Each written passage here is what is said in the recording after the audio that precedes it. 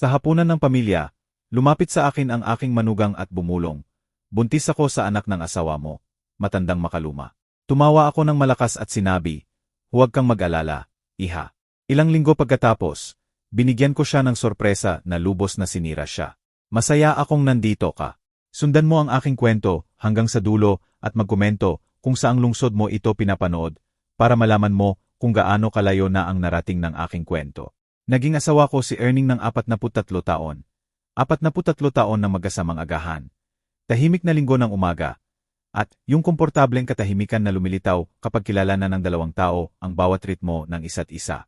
Sa edad na 65, akala ko alam ko na ang lahat tungkol sa aking asawa, sa aking anak na si John, at sa buhay na pinagsamahan namin sa aming maluwang na kolonyal na bahay sa Vigan. Mali ako. Isang Martes ng gabi, bandang huling bahagi ng Setyembre, nagbago ang lahat. Ang dining room ay natatamnan ng mainit at ginintuang liwanag mula sa chandelier na ibinigay sa akin ni Erning sa aming ika-negatibo 20 anibersaryo. Ang mesang gawa sa Nara ay natatakpan ng pinagmana kong pinggan at mga kristal na baso na sumasalamin sa liwanag tulad ng maliliit na prisma. Dapat sana perpekto ito. Isang hapunan ng pamilya kasama ang aming anak at ang kanyang asawa, nakasal na 3 taon. Si Liza ay nakaupo sa harap ko. Ang kanyang buhok na kulay ginto ay nakatali sa likod sa seryosong ayos na lagi niyang ginagamit. At ang kanyang berdeng mata, matalim at parang nag-iisip ng malalim. 28 taong gulang siya. 15 taon mas bata kay John. Mula nang sumali siya sa pamilya namin, may naramdaman akong mandaragit sa kanya. Ang paraan ng pagmamasid niya sa mga tao, pag-aaral sa kanila, parang naghahanap ng kahinaan. Nang gabing yon, kumikinang siya, hindi sa malambot na liwanag ng kapayapaan, kundi sa matigas at parang tagumpay. Paulit-ulit niyang hinahawakan ang kanyang tiyan na wala pang kita. Hinahatak ang atensyon sa sarili sa banayad na paraan na kanyang pinagaling. Si John, tulad ng dati, walang kamalay-malay. Ang aking anak ay laging mapagkakatiwalaan hanggang sa sobra. Nakikita ang maganda sa lahat. Siya ay naghiwa ng kanyang stick na may paihong konsentrasyon na ginagamit niya sa lahat. Ang kanyang maitim na buhok ay nahuhulog sa noo tulad noong bata pa siya. At si Erning, aking Erning, nakaupo sa ulo ng mesa na may pilak na buhok na maayos na suklay. At ang kanyang asul na mata, na karaniwang mainit kapag tumitingin sa akin, ay nakatitig na matigas sa kanyang plato. Hindi niya ako direktang tiningnan buong gabi. Sa katunayan, hindi na talaga niya ako tinitingnan ng diretso mula ilang linggo na. Aling nena, napakaganda mo naman, sabi ni John. Tinuro ang inihaw na niluto ko buong hapon. Ang sarap nito, ngiti ng aking anak, pero parang pilit ang ngiti. May tensyon sa hangin na nagpapalasang karton sa pagkain ko. May nalalapit na bagay at naramdaman ko ito tulad ng pressure bago mag-ulan. Magaling magluto si Aling Nena, sabi ni Liza. Matamis ang boses niya tulad ng pulot. Pero may talim na ako lang yata ang nakakaramdam. Isang asawa at ina na lubos na nakatuon. Talagang inspirasyon. Ang paan niya ng pagbigkas sa salitang nakatuon ay nagpataas ng balahibo ko. Pero tumango ako ng magalang. Salamat, iha. Nilinis ni Liza ang kanyang labi gamit ang napkin na may maliit na ngiti sa sulok ng bibig. Alam mo ba, kamakailan, madalas akong mag-isip tungkol sa pagiging tapat, sa mga pangako sa kasal, sa hiyap at ginhawa, sa sakit at kalusugan. Kumikinang ang mata niya habang sinasabi yon. Parang dumadaan sa lahat ng pagsubok. Tumunog ang tinidor ni Erning sa plato. Malakas ang tunog sa biglaang katahimikan. Maganda yan, love, sabi ni John, hinawakan ang kamay ng asawa. Ang kasal ay tungkol sa pagiging tapat, di ba? Pagbuo ng isang bagay ng sama-sama. Sagot ni Liza. Pagbuo ng bagay o minsan pagbabahagi ng kung ano na ang natayo na. Bumilis ang tibok ng puso ko. Kahit hindi ko maipaliwanag kung bakit. May kakaiba sa tono niya, sa paraan na iniwasan pa rin akong tingnan ni Erning, na nagpatingin ng alarma sa isip ko. May balita ako, bigla niyang inanunsyo. Pinutol ang katahimikan. Isang balita na magbabago sa lahat para sa pamilya natin. Tumuwid si John sa upuan. Mukhang excited. Ano yon? Tumayo si Liza ng maganda. Hinaplos ang damit. Buntis ako. Parang suntok ang mga salita sa kwarto. Nagbago ang mukha ni John mula sa saya, at tumayo siya para yakapin ang asawa. Ang galing. Ma'am, Pap, magiging lolo at lola na kayo. Dapat sana masaya ako. Dapat umiyak ako sa tuwa. Tumayo para yakapin ang manugang. Mag-isip ng kulay para sa kwarto ng babi at selebrasyon. Pero sa halip, may malamig at hindi ka nais-nais na umikot sa tiyan ko nang makita ko ang mata ni Liza sa balikat ni John. Tinitingnan niya si Erning at may tagumpay sa ekspresyon niya. Binabati kita, nasabi ko, kakaibang boses ko kahit sa sarili ko. Pero hindi pa tapos si Liza. Nang bitawan siya ni John at kumuha ng sparkling wine para sa toast, dahan-dahan siyang lumapit sa mesa. Tumigil siya sa tabi ng upuan ko. Yumuko na parang yayakapin ako. Sa halip, dumampi ang labi niya sa tenga ko, at binulong ang mga salitang maghahabol sa akin ng maraming linggo. Buntis ako sa anak ng asawa mo, matandang tanga. Nahirapan ang mundo. Mahigpit kong hinawakan ang gilid ng mesa hanggang pumuti ang mga daliri ko. Pero sa panong paraan, imposible man, tumawa ako. Malakas at malinaw na tawa na sumalamin sa buong dining room. Huwag kang mag-alala, iha. Narinig ko ang sarili kong sabi na matatag ang boses kahit ang lindol sa dibdib ko. Lahat ay magiging maayos. Umurong si Liza at lumitaw ang kalituhan sa mukha niya sandali. Inaasahan niya ang luha, akusasyon, eskandalo. Ang kalmado ko ay nagpagulo sa kanya. Pero nang tingnan ko sa kabilang dulo ng mesa si Erning, na hindi pa rin makatingin sa akin, naramdaman kong may namatay sa loob ko. Siguro ang huling bahagi ng tiwala ko. Ang huling hibla ng katiyakan sa buhay na akala ko ay natayo namin. Patuloy na nagsasalita si John, itinaas ang baso. Nag-uusap tungkol sa bagong simula at lumalaking pamilya. Ang saya niya ay dalisay at totoo. Nalalong sinira ang puso ko. Gaano katagal nang nangyayari ito? Ilang kasinungalingan ang pinamumuhay ko. Itinaas ko ang sarili kong baso na matatag ang kamay. Ngumiti sa anak ko at naramdaman ang pagbagsak ng mundo ko sa alikabok sa paligid. Ang natitirang bahagi ng hapunan ay dumaan na parang sa ulap. Sumagot ako kapag kinakausap. Ngumiti kapag inaasahan. Ginampanan ng papel ng suegra na nagulat pero natutuwa. Pero sa loob, sumisigaw ako. Nang makaalis na sila, excited si John tungkol sa duyan at ipon para sa pag-aaral. At binigyan ako ni Liza ng huling mayabang na tingin. Ako'y nanatili sa kusina. Inaayos ang mga pinggan sa dishwasher ng mekanikal. Dumating si Erning sa pintuan na may bigat sa balikat. Nena, simula niya ng paunggol. Hindi ngayong gabi, sabi ko nang hindi lumilingon. Hindi ko kaya ngayong gabi. Narinig ko ang buntong hininga niya. Narinig ko ang mga yabag niya papalayo pataas sa hagdan patungo sa kwarto na pinagsaluhan namin ng mahigit 4 na dekada. Pero hindi ko siya sinundan. Hindi pa. Siguro hindi na. Sa halip, nanatili akong mag-isa sa kusina. Napapaligiran ng labi ng huling inosenteng hapunan ng pamilya. Nagtatanong mula kailan ako namumuhay kasama ng mga estranghero. Walang tulog ng gabing yon. Humiga ako sa aming king-size bed. Nakikinig sa paghinga ni Erning sa tabi ko. Nagtatanong kung ang lalaking kasama ko sa buhay ay estranghero na. Ang bawat maliit na tunog, ang pag-irit ng bahay habang lumalamig, ang malayong ugong ng ref, ay parang pinalakas sa dilim. Nang magumaga, sinundan ko ang rutina ko na parang artista sa papel. Kape para sa dalawa, itlog na mata para kay Erning, tinapay na hiniwa pahilis tulad ng gusto niya. Umupo kami magkaharap sa maliit na mesang pang-almusal, na may sinag ng araw na pumapasok sa bintana ng kusina. At tinitigan ko ang mukha niya na parang una kong nakikita. Nakatulog ka ba ng mahimbing? Tanong niya nang hindi itinataas ang tingin mula sa diaryo. Mahimbing, sinungaling ko. Humaba ang katahimikan sa pagitan namin. Puno ng lahat ng hindi namin sinasabi. Sa wakas, itinupi ni Erning ang diaryo at tumayo. Ngayon, magtatrabaho ako sa hardin. Kailangan alagaan ang mga rosas bago dumating ang unang malamig na hangin. Ilang beses na niyang sinabi ang eksaktong mga salitang, yon, sa mga nakaraang buwan. Pinanood ko siyang lumayo. Napansin ang bahagyang pagkakaubo sa balikat na wala roon noong 1 taon. Sa 72 taong gulang, nanatili siyang guwapo sa klaseng paraan na una kong napansin sa isang simbahan, 45 taon na ang nakaraan. Pero ngayon, nagtatanong ako kung kilala ko ba talaga ang lalaking nasa likod ng pamilyar na mukha. Pagkaalis niya, nanatili akong mag-isa sa malamig na kape at pinayagan ang isip kong bumalik sa mga nakaraang buwan.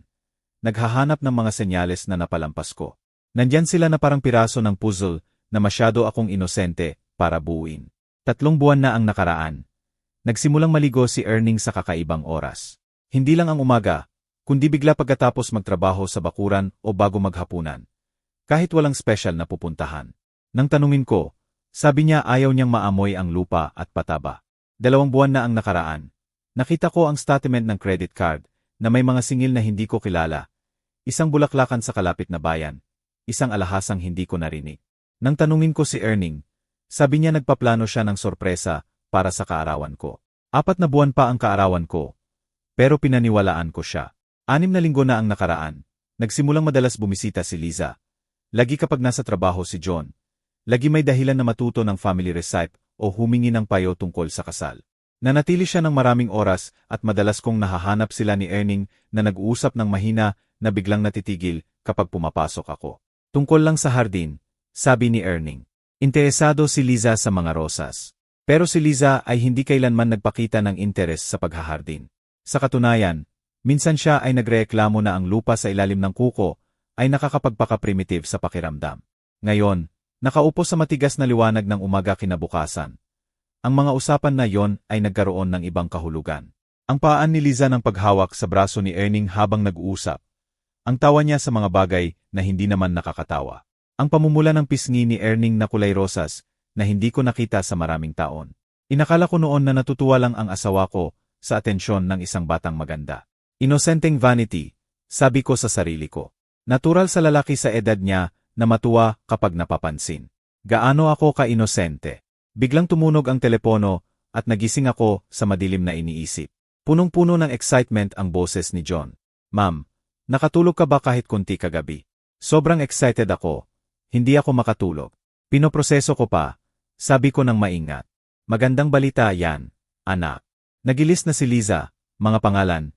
Tema para sa kwarto ng Bobby, lahat. Gusto niyang mamili ngayong weekend. Huminto siya. Sabi niya, mukhang sobrang saya si Pop sa balita. Sabi niya kinilig siya nang sabihin ni Liza sa kanya. Mahigpit kong hinawakan ang telepono. Kailan niya sinabi? Noong nakaraang linggo, yata. Gusto raw sabihin muna sa kanya. Sabi niya kinakabahan siya kung paano kayo magre-react. Cute diba?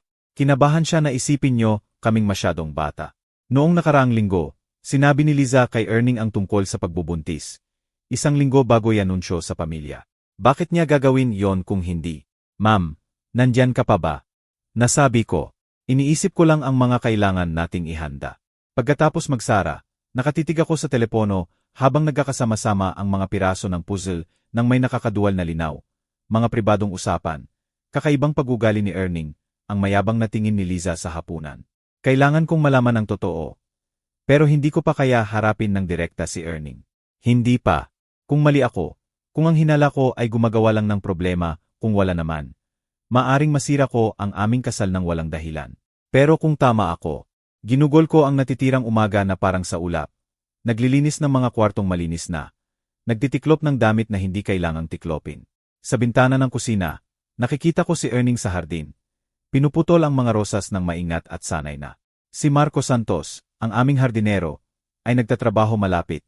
Pinuputol ang mga halaman ng tahimik na mahusay na aking napahahalagahan sa nakaraang taon. Si Marco ay lalaking kalmado ang diwa, mga 35 o 40 taong gulang. May mainit na kayumangging mata at matigas na kamay mula sa trabaho. Nakatira siya sa maliit na apartment sa ibabaw ng garahe sa likod ng bahay ng mga kapitbahay namin. At nag-alaga ng ilang properties sa subdivision. Kinuha siya ni Erning pagkatapos magretiro ang dating hardinero.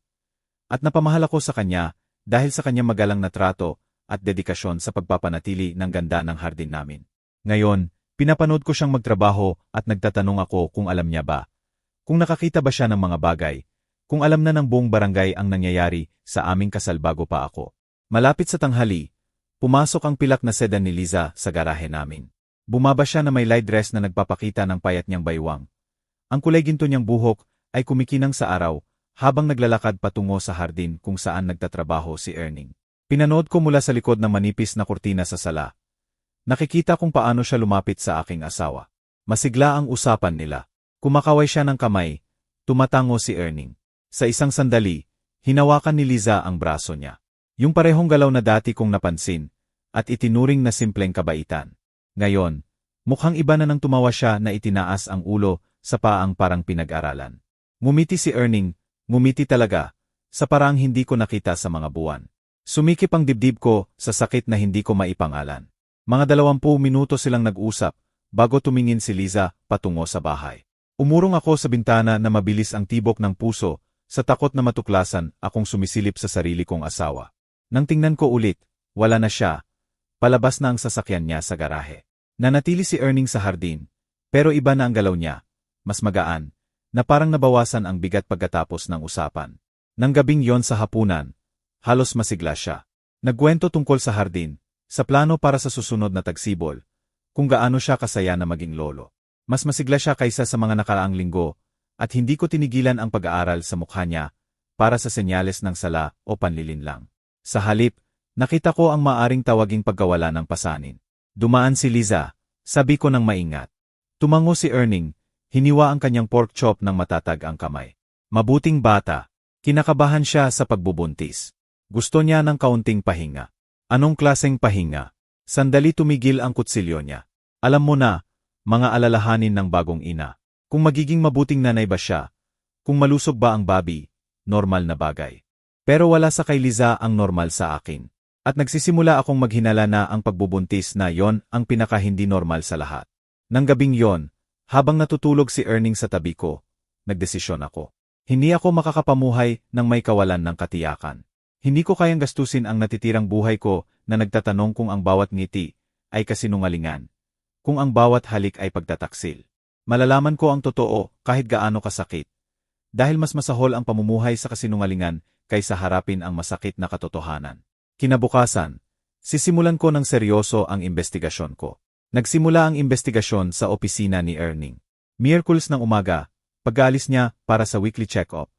Umakyat ako sa kwarto na naging kanlungan niya mula nang manirahan kami rito.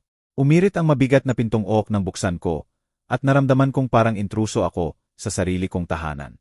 Ang opisina ay eksaktong iniwan niya, mga papeles na maayos na pinagsama-sama, mga libro na inayos ayon sa paksa, ang lumang leather chair na nasa tamang lugar para sa umaga na liwanag.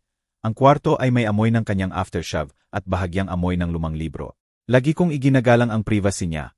Bihira akong pumasok at kapag inimbita lang. Ngayon, nagtatanong ako kung magkano ang halaga ng kagandahang loob na yon sa akin. Nagsimula ako sa desk niya. Bahagyang nanginginig ang kamay ng buksan ang pinakaitaas na drawer. Mga panulat, paperclip, calling card ng doktor at kontratista. Wala namang kakaiba. Ang pangalawang drawer ay may mga bill at sulat. Lahat mukhang inosente. Pero sa pinakababang drawer, sa ilalim ng tumpok ng gardening magazine, nakita ko ang nagpahinto sa hininga ko. Mga bank statement, hindi mula sa joint account namin, kundi sa hiwalay na checking account na hindi ko alam na umiiral.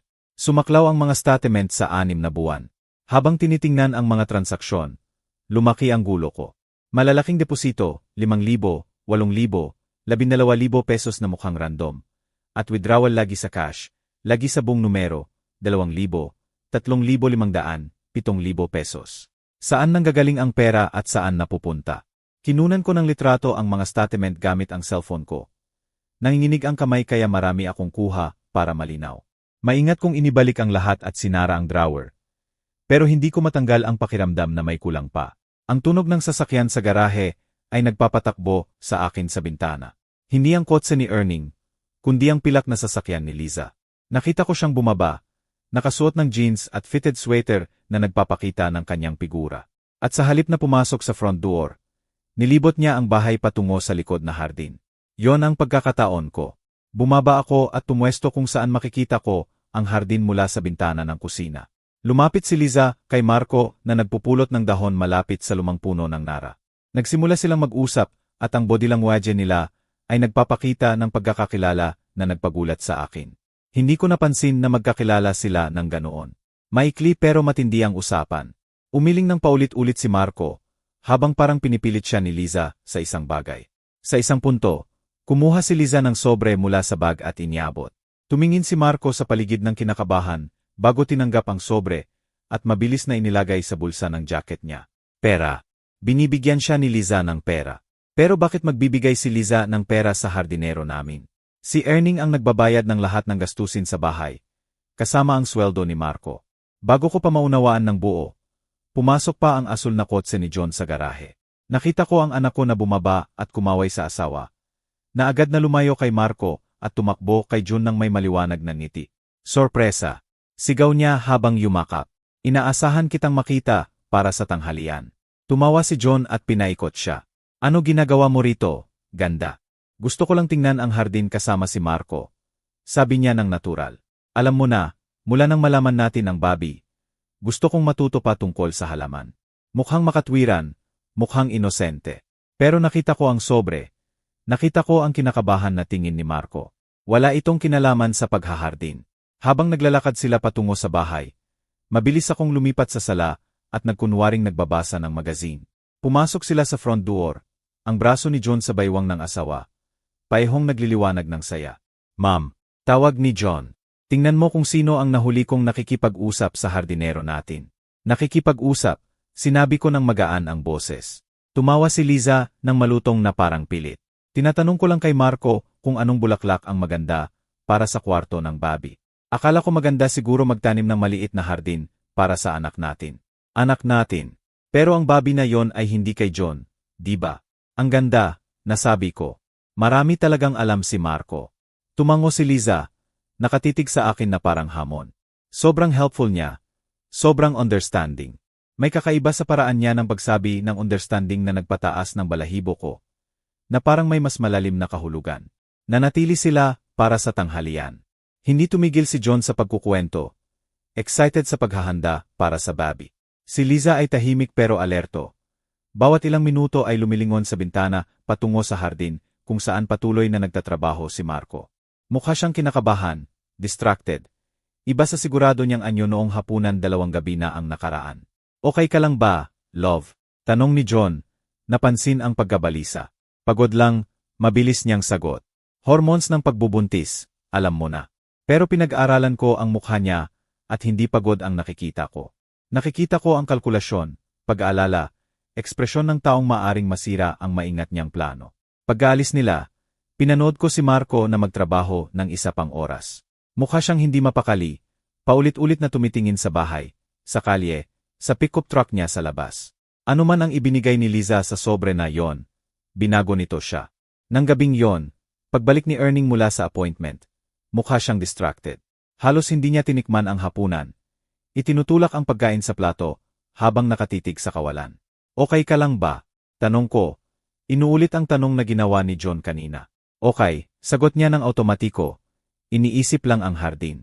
Baka kailangan nating magtanim ulit ng rosas sa susunod na tagsibol. Pero hindi siya iniisip ang mga rosas. Malinaw na nasa ibang lugar ang isip niya, at mas malalim ang mga linya sa paligid ng mata niya kaysa kaninang umaga. Tumunog ang telepono nang itinataas na namin ang mga pinggan. Sinagot ito ni Erning at nakita ko kung paano pumutla ang mukha niya habang nakikinig. Sabi niya ng mahina. Naiintindihan ko. Bukas ng gabi nandun ako. Binaba niya at nanatili sandali na walang galaw. Kamay pa rin sa telepono. Sino yon? Tanong ko. Walang importante, sabi niya, pero nakatense ang boses. Kailangan kong lumabas bukas pagkatapos ng hapunan para sa isang errand. Errand sa gabi. Pagkatapos ng 43 taon ng kasal, hindi pa nagkaroon ng misteryosong lakad sa gabi ang asawa ko. Kinabukasan ng gabi, Huwebes, pinanood ko mula sa bintana ng kwarto, habang umaalis si Erning sa garahe ng 7:30. Tahimik siya buong araw, distracted at kinakabahan. Nang tanungin ko kung saan siya pupunta, bumulong siya tungkol sa pagkikita ng suplis para sa hardin. Walang nursery na bukas ng 7:30 ng gabi. 20 minuto pag-aalis niya, narinig ko ang mga boses sa likod na bakuran. Sumilip ako sa kurtina at nakita si Liza at Marco malapit sa shed ng hardin. Urgent at mainit ang usapan nila. Kahit malayo, halata ang galit ni Marco habang kumakaway siya. Si Liza naman ay naka-cross arms. Hindi ko narinig ang sinasabi, pero ang body language ay nagkukwento ng alitan. Hindi pagkakasundo sa seryosong bagay. Sa isang punto, itinaas ni Marco ang mga kamay sa frustration at naglakad patungo sa pick-up niya. Sinundan siya ni Liza at hinawakan ang braso. Nag-away pa sila ng ilang minuto hanggang umiling si Marco sa huling beses at sumakay. Pagkaalis niya, nanatili si Liza mag-isa sa bakuran namin. Ang mukha niya, na nailawan ng security light, ay hindi kahawig ng matamis na batang pinakasalan ng anak ko. Mukha siyang kalkulado, desperado, mapanganib. Pagbalik ni Erning 1 oras pagkatapos, mas lalo siyang umatras. Diretso siya sa opisina at isinara ang pinto. Narinig ko siyang tumatawag ng mahina at urgent.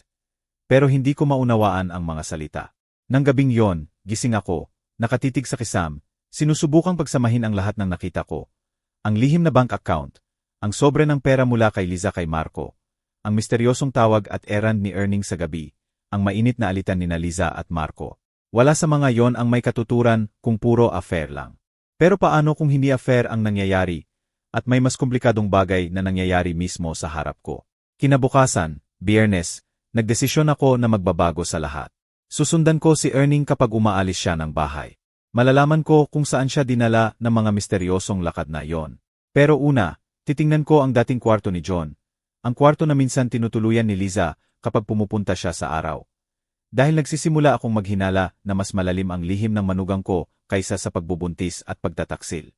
At tama ako. Maulap at maulan ang Biyernes. Perpektong tumutugma sa mood ko. Maaga umalis si Erning para sa sinabi niyang punta sa hardware. Pero tumigil na ako sa paniniwala sa mga paliwanag niya. Nang mawala ang kotse niya sa kalye na puno ng puno sa subdivision namin. Umakyat ako sa dating kwarto ni John nang may determinasyon na wala ako sa mga nakaraang araw. Ang kwarto ay naredecorate nang lumipat si John. Mula sa teenage chows patungo sa impeccable guest room na may light blue walls at puting muebles. Pero ginawa itong sarili ni Liza sa maliliit na detalye sa madalas niyang pagbisita.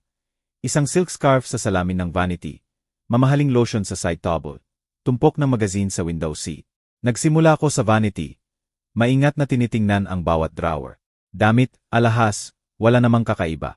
Pero sa pinakababang drawer, sa ilalim ng tumpok ng designer sweater, nahawakan ng daliri ko ang isang Manila folder na nakatago na parang kontrabando. Sa loob ay mga dokumento na nagpalamig ng dugo ko.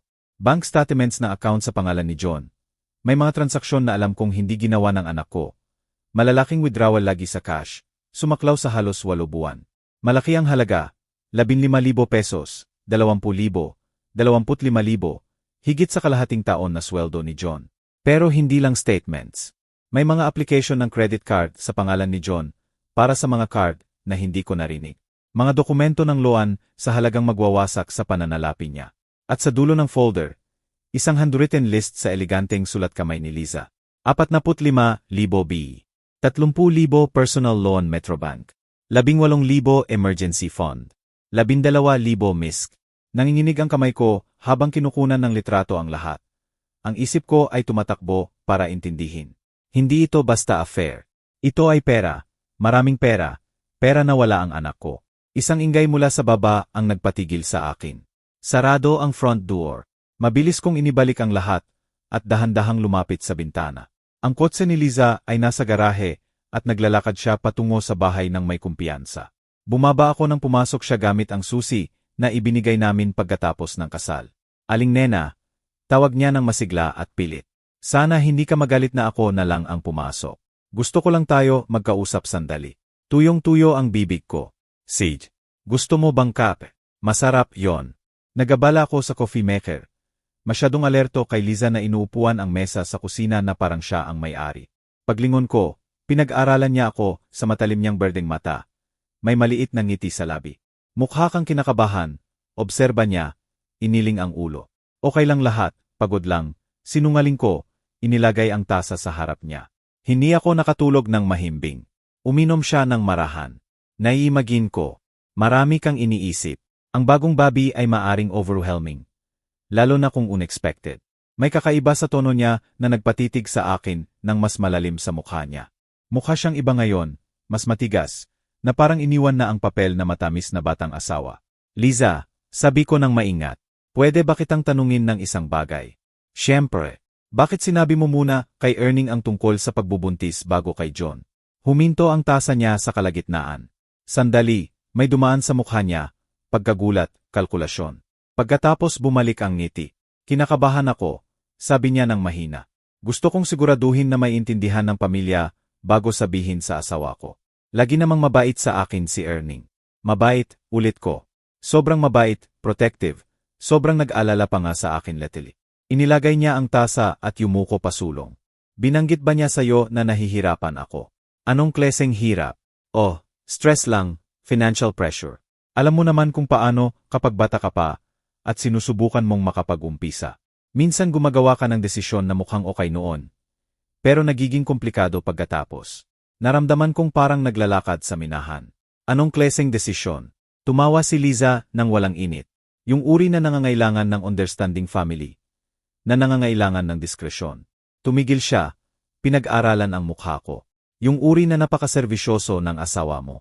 Sumikip ang dibdib ko. Hindi ko maintindihan.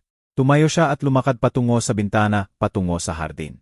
Si Erning ay mabuting lalaki, dedikadong ama.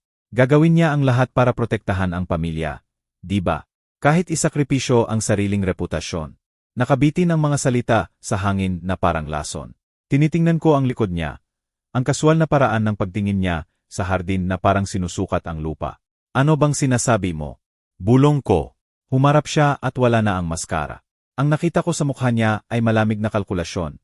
Ekspresyon ng taong hawak ang lahat ng card at alam niya yon. Ang sinasabi ko ay may mga lihim na mas mahalaga kaysa sa iba. Aling Nena. At may mga taong nagbabayad ng mahal para maitago ang mga lihim na iyon. Bago ako makasagot, tinawag ang atensyon namin ng mga boses sa labas. Sa bintana, nakita ko sina Erning at Marco na nag-uusap ng matindi malapit sa tool shed. Si Erning ay kumakaway ng may diin, habang umiling ng paulit-ulit si Marco. Nagbago ang mukha ni Liza. May dumaan na maaring takot sa mukha niya. "Excuse me," sabi niya ng mabilis, patungo sa back door. "Kailangan ko silang makausap." Sinundan ko siya sa labas, pinapanatili ang distansya para marinig pero mukhang kasual. Biglang tumigil ang usapan nang lumapit si Liza. Pero makapal ang tensyon sa hangin. "Okay ba lahat?" tanong ni Liza, kahit may babala ang boses niya. Tumingin si Marco, kina Erning at Liza na may pag-aalala. "Hindi ko na kaya to," sabi niya ng mahina. "Hindi tama to. Mabuting tao si John, hindi niya deserve." Naging yelo ang boses ni Liza. "Napag-usapan na natin to." "Ano ang napag-usapan?" tanong ko, lumapit. Biglang lumingon ang tatlo sa akin at nakita ko ang sala sa mga mukha nila. Pero iba-iba. Si Marco ay mukhang may sakit sa pagsisisi. Si Liza ay galit sa paggagambala. At si Erning, mukha siyang lalaking matagal nang nagdadala ng mabigat na pasanin. "Nena," sabi ni Erning nang basag ang boses, "hindi mo dapat naririto sa sarili mong bakuran." Pinanatili ko ang matatag na boses, kahit gulo sa dibdib. "Ano ba talaga ang pinag-usapan nyo na hindi ko dapat marinig?" Humaba ang katahimikan. Nasira lang ng tunog ng ulan sa mga dahon sa itaas namin. Sa wakas, nagsalita si Marco. "Hindi ko na kaya," sabi niya, direktang tumingin sa akin. "Ma'am, may mga bagay na kailangan niyong malaman. Mga bagay tungkol sa sapatos." Putol ni Liza. "Marco, may agreement tayo." "Anong agreement?" hingi ko. Tumingin si Marco kay Erning na may pakiusap. "Sabihin mo," sabi niya. Karapatan niyang malaman ang totoo. Isinara ni Erning ang mata at pagbukas. Puno ng sakit na nagpahinto sa hininga ko. "Nena," bulong niya. "Hindi ko gusto na ganito mo malaman." Malaman ang ano. Pero kahit habang nagtatanong, nagsisimula na magkasama ang mga piraso. Mga statement sa itaas, misteryosong lakad, veiled threats ni Liza tungkol sa lihim at proteksyon. "Hindi yon ang iniisip mo," sabi ni Erning ng may urgency. "Hindi yon ang gusto niyang isipin mo." Tumawa si Liza na parang nababasag na salamin. "Oh, pero eksakto yon ang iniisip niya. Di ba, Aling Nena? Ang tapat mong asawa na nakikipag. Affair sa asawa ng anak niya." Ang clutch. Tumingin ako sa asawa ko. Naghahanap ng totoo sa mukha niya. "Nena, hindi ako nakikipag-affair," sabi ni Erning ng basag ang boses. "Hindi ko kailanman gagawin yon." Tumigil siya. Tinitingnan si Liza nang walang magawa. "Pero hindi ko maipapaliwanag ng hindi. Nang hindi masira ang buhay ng anak natin." Tapos ni Liza para sa kanya nang may tagumpay ng ngiti. "Nakikita mo, Aling Nena, sobrang mahal ng asawa mo si John para sabihin sa kanya ang totoo tungkol sa asawa niya. Tungkol sa ginagawa ko, tungkol sa alam ko. Parang nag-ikot ang mundo sa paligid ko. Alam mo tungkol sa ano?" Lumapit si Marco, maputla pero determinado. "Tungkol sa pera," sabi niya ng mahina. "Tungkol sa ginagawa ni John para mabayaran ang utang niya sa sugal. Tungkol sa mga account na pinilit niyang buksan. Mga loan na kinumbinsi niyang kunin." "Marco," banta ni Liza, pero nagpatuloy siya. Ang mga salita ay lumalabas na parang matagal niyang pinigilan. Binblackmail niya ang Sir. Binantaan na sisirain si John kung hindi siya makikipag-cooperate sa mga kasinungalingan niya. Pinilit siyang magkunwaring may affair para itago ang totoong ginagawa niya. Naramdaman kong nanghina ang mga tuhod ko. Hinawakan ko ang poste ng bakod para hindi mahulog. Tinitingnan ang tatlong mukha sa harap ko. Utang sa sugal. Tumango si Erning ng miserable. Online poker, sports betting. Nagsimula ng maliit, binuksan niya ang mga kamay ng walang magawa. May utang na siya na mahigit 100,000 pesos. "Nena, sa mga mapanganib na tao." At alam niya yon, sabi ni Marco ng may galit. Siya ang nagpakilala sa kanya sa mundong yon. Hinihikayat na magdagdag ng taya. At pagkalubog na, nag-alok siya ng tulong. May presyo. Tumingin ako kay Liza, na nanonood sa revelation na parang natutuwa. Anong presyo? Katahimikan. Kooperasyon. Sagot niya ng simple. Kasal na magbibigay sa akin ng access sa resources ng pamilya niyo. At seguridad para sa kinabukasan. Ang kamay niya ay nasa tiyan. Ang baby, bulong ko. Hindi kay John, tapos ni Marco ng mahina. Sa akin.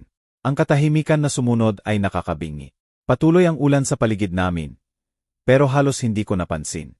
Lahat ng akala kong alam tungkol sa pamilya ko, sa kasal ko, sa mga nakaraang buwan, ay gumuho na parang buhangin. Tumapik si Liza ng dahan-dahan ng may pang-uyam. Mabuti, sabi niya, mukhang lumabas na ang lihim. Ang tanong, Aling Nena, ano ang gagawin mo tungkol dito? Ang konfrontasyon sa hardin ay nag-iwan sa akin na parang binangga ng truck. Umupo ako sa sala ng maraming oras pagkaalis nila. Nakatitig sa kawalan. Sinusubukang intindihin ang laki ng natuklasan ko. Ang anak ko ay nalulunod sa utang sa sugal. Ang asawa ko ay bin-blackmail. Ang manugang ko ay manipulator, kalkulado, buntis sa anak ng dating hardinero namin. At sa panong paraan, kailangan kong maghanap ng paraan para hawakan lahat ng hindi sinisira ang lahat ng minamahal ko. Ang mga sumunod na araw ay dumaan na parang suspended na realidad. Kami ni Erning ay gumagalaw sa bahay na parang multo. Paihong alam na nagbago ang lahat. Pero wala pang handa para harapin. Sinubukan niyang magpaliwanag ng maraming beses. Lumalapit sa akin na may tortured na tingin. Pero sa bawat pagkakataon itinaas ko ang kamay. Hindi pa, sabi ko. Kailangan kong mag-isip. At nag-isip ako ng walang tigil, sa mga sugal ni John, kung paano ko hindi nakita ang mga senyales ng addiction niya. Sa sakripisyo ni Erning nagampanan ang papel ng unfaithful husband para protektahan ang anak natin mula sa bunga ng desisyon niya, sa web ng kasinungalingan at manipulation ni Liza. Pero higit sa lahat, iniisip ko si Marco. Nag-resign siya kinabukasan. Siyempre. Nag-iwan ng note na bumalik na siya sa probinsya nila. Hindi na raw kailangan ang serbisyo niya. Natagpuan ko ang note sa ilalim ng paso malapit sa back door. Nanginginig ang sulat kamay niya at puno ng paumanhin. Pasensya na sa lahat, sabi nito. Hindi ko sinasadyang mangyari ito. Sana balang araw mapatawad mo ako. Hindi ako galit kay Marco. Kung mayroon man, naawa ako sa kanya. Si Liza ay parang gagamba, at siya ay isa lang na langaw na nahuli sa sapot. Noong Martes ng sumunod na linggo, ibinigay sa akin ng tadhana ang susi sa lahat. Iniiwasan ko ang pag-akya sa itaas. Iniiwasan ang dating kwarto ni John, kung saan ko natagpuan ang mga compromising financial documents. Pero nang umagang yon, narinig ko ang tumutubig sa banyo ng guest room. Ang nakakonekta sa kwarto na yon. Nandito na naman si Liza. Ginagamit ang bahay namin bilang personal na safe house. Naghintay ako hanggang marinig kong bumaba siya at umakyat para tingnan na hindi na iwang bukas ang gripo. Isang hangal na dahilan. Pero kailangan kong gawin ang isang bagay. Kailangan kong maramdaman na may kontrol man lang ako sa gitna ng kaguluhan. Impeccable ang banyo, tulad ng lagi pagkatapos ng pagbisita ni Liza. Meticulous siya sa paglilinis. Walang bakas ng presensya niya maliban sa bahagyang amoy ng mamahaling pabango niya. Pero sa pagkakataong ito, may iniwan siya. Nakatago sa likod ng inodoro, siguro nahulog mula sa bag niya. Isang puting long envelope, bahagyang kulubot. Bumilis ang tibok ng puso ko kahit bago buksan. May instinto na nagsasabing importante ito. Sa loob ay isang sheet na may letterhead ng genetic laboratory. Resulta ng paternity test na 3 araw pa lang ang nakaraan. Nanginginig ang kamay ko habang binabasa ang clinical language na nag-iwan ng totoo sa itim at puti. Paternity test results. Mother, Liza Catalina, last name. Unborn child. Prenatal paternity test. Maternal blood sample. Alleged father isa. John, last name. Excluded. Probability of paternity 0%. Alleged father 2. Marco Santos. Not excluded. Probability of paternity 79.7%. Umupo ako sa saradong takip ng inodoro. Nanginginig ang papel sa kamay ko. Nandyan na ang ebidensya na kailangan ko. Hindi kay John ang babi. Hindi rin kay Erning tulad ng ipinahiwatig ni Liza. Anak ito ni Marco. Pero bakit may prenatal paternity test kung plano niyang ipasa ang babi bilang kay John? Bakit kinumpirma ang totoo sa laboratorio? Tinamaan ako ng sagot ng may kakilakilabot na linaw. Seguro. Ito ang kanyang insurance policy. Ang patunay na kaya niyang sirain ang pamilya namin anumang oras. Pwede niyang ilabas ang dokumentong yon kahit kailan. Sabihing pinilit siya ni Erning na magsinungaling. Ipinta ang sarili bilang biktima ng matandang makapangyarihan. Tinakpan niya ang lahat ng anggulo. Sinisigurong may advantage siya kahit ano ang mangyari. Naririnig ko ang yabag sa hagdan at mabilis kong itinupi ang papel. Inilagay sa bulsa ng sweater ko. Pagdating ni Liza sa pintuan ng banyo, nag-check ako ng kalmado ng gripo. Aling nena, sabi niya ng neutral na boses. Hindi ko alam nandito ka. Tinignan ko lang nasaado ang lahat. Sagot ko. Tinutugunan ang tingin niya sa salamin. Alam mo na ang mga lumang tubo. Tumango siya. Pero nakita ko ang kalkulasyon sa ekspresyon niya. Nag-iisip siya kung may natagpuan ba ako. Kung may nakita ba akong hindi dapat. Kamusta ang pakiramdam mo? Tanong ko, humarap sa kanya. Sa pagbubuntis, ibig sabihin. Okay, sagot niya ng maingat, medyo pagod. Sabi ng doktor normal naman lahat. Buti naman. Kailan ang susunod na check-up? Sa susunod na linggo. Huminto siya. Sasama si John. Sobrang excited siya sa ultrasound. Nabasag ang puso ko para sa anak ko. Ang saya niya ay dalisay at totoo. At nakabase sa kasinungalingan. Liza, sabi ko ng mahina, wala bang gusto mong sabihin sa akin? Sandali, nadulas ang maskara niya. Nakita ko ang pag-alinlangan. Siguro kahit saglit na guilt. Pero agad bumalik ang malamig na kalkulasyon. Sabihin na ang totoo, sabi niya. Nagkatinginan kami sa maliit na banyo. Dalawang babaeng alam ang higit pa sa sinasabi. Sa wakas, ngumiti si Liza. Ang matalim at mandaragit na ngiti na natutuhan kong kamuhian. Ang totoo ay subjective, di ba, aling nena? Sabi niya, may nangyari at may pinaniniwalaan ng mga tao. At minsan, ang pinaniniwalaan ng tao ay mas mahalaga kaysa sa katotohanan. Lumakad siya palampas sa akin patungo sa pinto at tumigil. By the way, dagdag niya ng kasyual, mukhang may nahulog ako mula sa bag. Hindi mo ba nakita? Ang kamay ko ay kusang lumipat sa bulsa ng sweater. Kung saan ang resulta ng paternity test ay bahagyang umirit laban sa daliri ko. Hindi ako sumagot ng matatag. Wala. Pinag-aalan niya ang mukha ko ng matagal at tumango. Sigurado akong lilitaw yon, sabi niya. Ang mahahalagang bagay, laging lumilitaw. Pagkaalis niya, nanatili akong nakaupo sa banyo ng matagal. Hawak ang papel na maaring magbago ng lahat. Pwede kong ipakita kay John agad. Ay expose ang mga kasinungalingan ni Liza. Palayain si Erning sa blackmail. Pero alam kong hindi ganoon kasimple.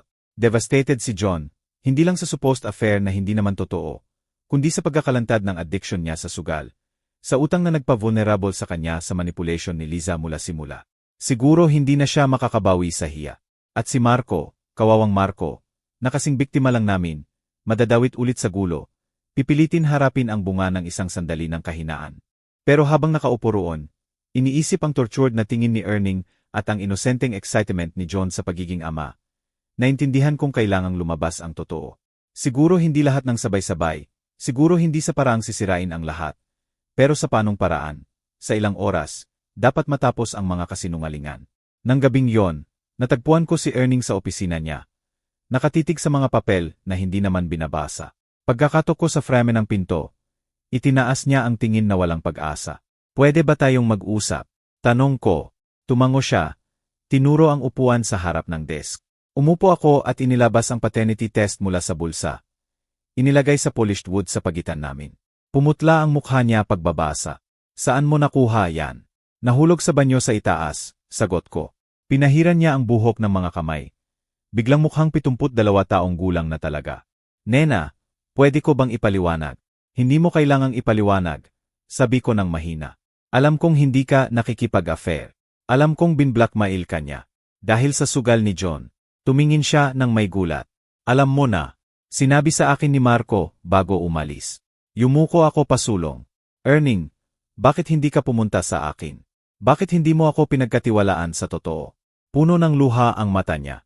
Una kong nakita siyang umiyak sa loob ng 20 taon. Dahil hindi ko kayang tiisin na tignan mo si John tulad ng pagtingin mo sa tatay mo. Bulong niya. Tinamaan ako ng mga salita na parang suntok. Ang tatay ko rin ay sugarol. Nawala ang family house ng 16 na taong gulang ako. Ang hiya at dismay ay nagmarka sa buong kabataan ko. At alam ni Erning kung gaano kalalim ang mga peklat na yon. Akala mo sisihin ko siya. Akala ko mababaliw ang puso mo. At akala ko kaya ko i-handle. Bayaran ang utang ng tahimik. Maghanap ng tulong. Gawing mawala lahat bago mo malaman. Pero nalaman ni Liza. Tumango siya ng may pait. Siya ang nag-engage sa kanya. Nilubog siya sa mas malalim na utang kaysa kaya niyang bayaran mag-isa at nag-alok ng tulong. May kondisyon. Bakit? Tanong ko. Ano ang napapala niya rito? Oras. Sagot niya ng simple. Oras para maging solid sa pamilya natin. Oras para maging indispensable at alibi kapag ipinanganak ang Bobby at hindi kamukha ni John. Tumingin ulit ako sa paternity test. Balak niyang sisihin ako eventually. Sabi niya. Gawing mukhang ako ang nanulsol sa kanya. Pinilit. Ipinta ang sarili bilang biktima. Tumawa siya ng mapait. Matalino siya. Sagot ko, itinaas ang papel. Pero hindi sapat. Nagkamali siya. Tumingin si Erning na may maaring pag-asa. Ano ang iniisip mo? Tumayo ako, hinaplos ang damit.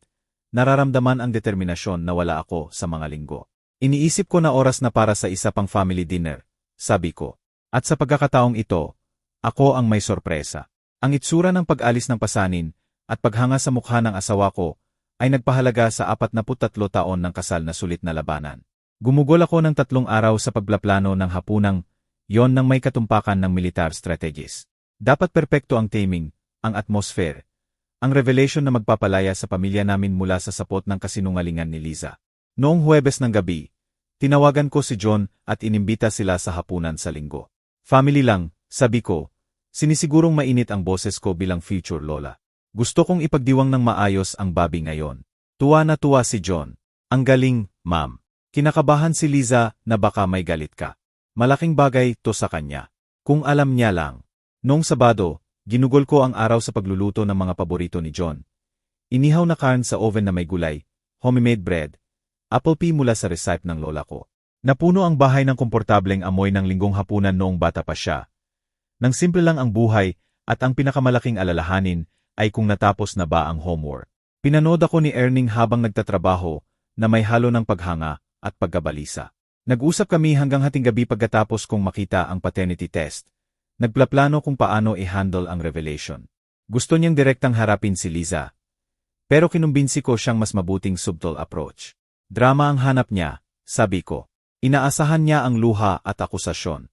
Bigyan natin ng hindi niya alam kung paano i-handle. Tahimik na dignidad at irrefutable proof. Noong linggo ng hapon, inayos ko ang mesa gamit ang pinakamagandang pinggan. Ang wedding set na maingat na iniimbak para sa special occasions. Hindi ko napalampas ang irony. Gamitin ang simbolo ng commitment sa kasal para i-expose ang pinakamalaking pagtataksil sa vows. Dumating si Liza na may lucid dress na nagpapakita ng Bobby bomb. Isang kamay na protektibong nasa tiyan. Kumikinang siya, mayabang sa kapangyarihan na akala niya hawak niya. Aling nena, sigaw niya, hinahalikan ang pisngi ko ng kunwaring may pagmamahal. Ang bango. Sobrang effort mo. Walang effort, sagot ko ng mahina. Ang pamilya ay sulit sa lahat ng sakripisyo. Ngumiti si John, hinilang upuan para sa asawa ng may galanteng atensyon na natutunan mula sa tatay niya. Hindi ba kamangha-mangha ang ma'am ko? Pwede nang magbukas ng restaurant. Siyempre, tumango si Liza, pero alerto ang mata niya. Pinag-aralan ang mukha ko para sa senyales ng tensyon na nagmarka sa mga nakaraang pagkikita namin. Nagulat siya sa apparent good mood ko. Hindi sigurado kung maibsan o maghinala. Nag-light chit-chat kami sa appetizers. Inilaawan ni Liza ang latest pregnancy symptoms. Nagbahagi si John ng work updates. Nagtanong si Erning ng mahina tungkol sa due date. Para sa sinumang makakakita, mukha kaming normal na pamilya na nagdidiwang ng bagong buhay.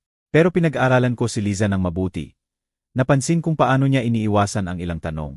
Kung paano pumupunta ang kamay niya sa tiyan kapag naging specific ang usapan tungkol sa pagbubuntis. Ginagampanan niya ang papel ng future mom. Pero may kalkulado rito, na parang naalala ang lines mula sa script. Alam nyo ba? Sabi ko ng kasual habang sinusubo ang main course. Kamakailan, madalas akong mag-isip tungkol sa family history, sa genetics. Huminto ang tinidor ni Liza sa kalagitnaan papunta sa bibig. Genetics, ulit ko. Fascinating kung paano ipinapasa ang mga traits mula sa henerasyon hanggang henerasyon. Kulay ng mata, texture ng buhok, facial features. Ngumiti si John. Mata mo ang mata ko. Pero matigas na baba mula sa iyo, ma'am. Tumawa si John. Salamat diyan, ma'am. Naisip ko kung ano ang itsura ng Bobby. Magkakaroon ba siya ng maitim na buhok ni John o ginto mo? Liza, matangkad ba tulad ng mga Medina o maliit tulad mo? Hindi natin malalaman, sagot niya ng maingat. Maaring magulat ang genetics. Pero advanced na ngayon ang science, sabi ko. uminom ng wine. Marami silang masasabi tungkol sa Bobby, kahit bago pa ipanganak. Paternity tests, DNA confirmation. Talagang kamangha-mangha. Ang salitang paternity ay nakabitin sa hangin na parang bomba na malapit ng sumabog. Nanatiling immobile si Liza. Maingat na walang ekspresyon ang mukha. Inilagay ni Erning ang tinidor. Alam na nandito na ang crucial moment. Paternity tests. Tanong ni John. Walang kamalay-malay sa tensyon sa paligid. Tulad ng ancestry kits at iba pa, sagot ko. Pwede ring matukoy ang paternity ng may halos perfect na accuracy. Useful kapag may duda sa family teas. Mababaw ang paghinga ni Liza, pero pinanatili ang composure. Kakaibang topic para sa family dinner. Sa akin, medyo relevant, sabi ko, iniling ang ulo. Tumayo ako at lumakad patungo sa sideboard kung saan ko inilagay ang Manila envelope bago ang hapunan. Matatag ang kamay ko pagbalik sa mesa. Kahit ang puso ko ay tumitibok ng malakas na sigurado akong maririnig nila. Liza, iha, sabi ko ng malambot pero hindi natitinag. Sa tingin ko nahulog mo, to sa banyo ko noong nakaraang linggo. Pumutla ang mukha niya nang ilagay ko ang paternity test results sa harap niya. Ang papel ay parang kumikinang sa ilalim ng ilaw ng chandelier. Ang clinical language ay nag-iwan ng totoo sa itim at puti na walang awa. Frustrated si John at hinawakan ang dokumento. Ano to? Hindi, bulong ni Liza, pero huli na. Pinanood ko ang mukha ng anak ko habang binabasa. Nakita ko ang pagkalito na naging pag-unawa at pagkatapos ay devastation. Humaba ang katahimikan sa pagitan namin. Mabigat sa bigat ng nabasag na ilusyon. Hindi ko maintindihan, sabi ni John sa wakas. Halos hindi marinig ang boses. Marco Santos. Sino yon? Dating hardinero natin. Sagot ni Erning ng mahina. Itinaas ni John ang tingin sa asawa na may mata na humihingi ng paliwanag na magpapasama sa nightmare na may katuturan. Si Liza, nanatili siyang nagyelo, nasabit sa pagitan ng denyal at confession. Ang maingat niyang binuo na mundo ay gumuho sa paligid. Hindi sa'yo ang Bobby, anak, sabi ko ng mahina. Hindi kailanman. Ang sumunod ay ang pinakamasakit na oras sa buhay ko. Gumuho ang mukha ni John habang naninirahan ang totoo. Hindi lang sa Bobby, kundi sa lahat.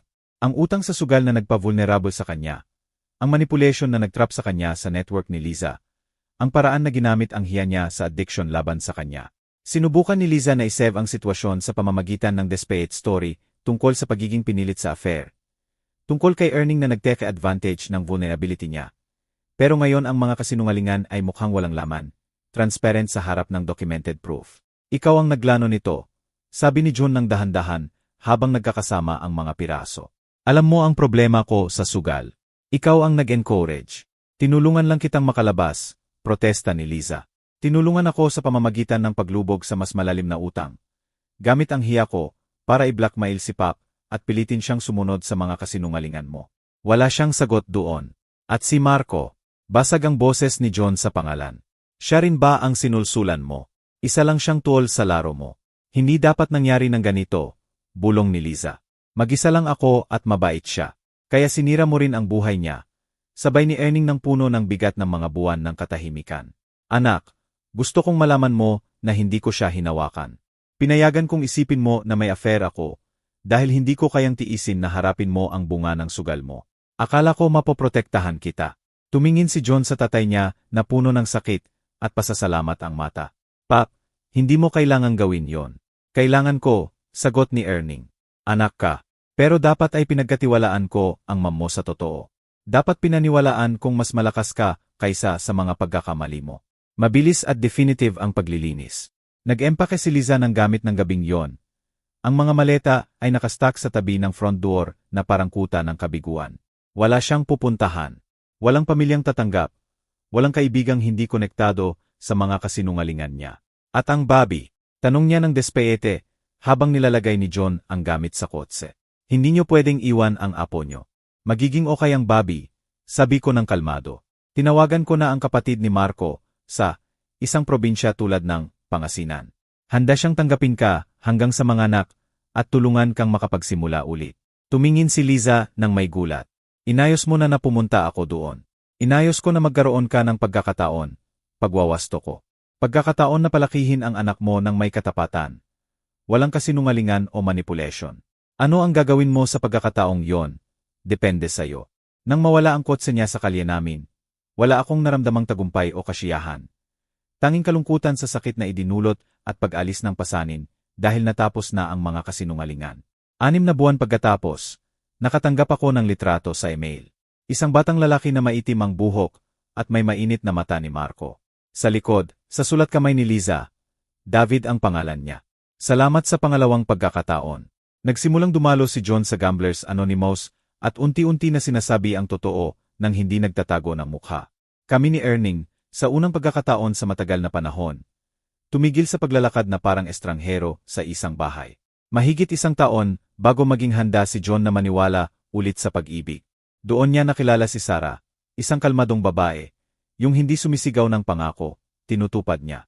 2 taon pagkatapos ng hapunang yon, dumating ang tunay na blessing namin.